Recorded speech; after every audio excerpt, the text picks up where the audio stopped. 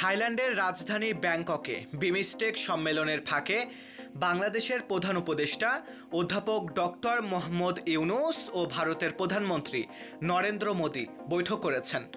বৈঠকে বাংলাদেশের পক্ষ থেকে শেখ হাসিনাকে ফেরত চাওয়া সহ বিভিন্ন স্বার্থ সংশ্লিষ্ট বিষয় তুলে ধরা হয়। শুক্রবার 4 এপ্রিল প্রধান উপদেষ্টার প্রেস সচিব শফিকুল আলম এ তথ্য জানান। শফিকুল আলম বলেন, বাংলাদেশ ও ভারত দুই দেশের সরকার প্রধানের মধ্যে অনুষ্ঠিত বৈঠকটি অত্যন্ত গঠনমূলক ও ফলপ্রসূ হয়েছে।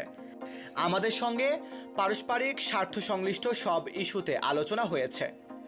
প্রেস সচিব আরও বলেন, শেখ হাসিনার প্রত্যর্পণ এবং ভারতে বসে তিনি উস্কানিমূলক বক্তব্য দিচ্ছেন, এসব বিষয় বৈঠকে তুলে ধরা হয়। এছাড়া সীমান্তে হত্যা, তিস্তা নদীর পানি বন্টন সহ পারস্পরিক স্বার্থ সংশ্লিষ্ট বিভিন্ন বিষয়ে ফলপ্রসূ আলোচনা হয়েছে। উল্লেখ্য, অন্তর্বর্তীকালীন সরকারের দায়িত্ব গ্রহণের পর এই প্রথমবারের মতো অধ্যাপক ইউনূসের সঙ্গে ভারতের প্রধানমন্ত্রী নরেন্দ্র মোদীর বৈঠক হলো। মারফাসান বিশাল, বাংলার 10।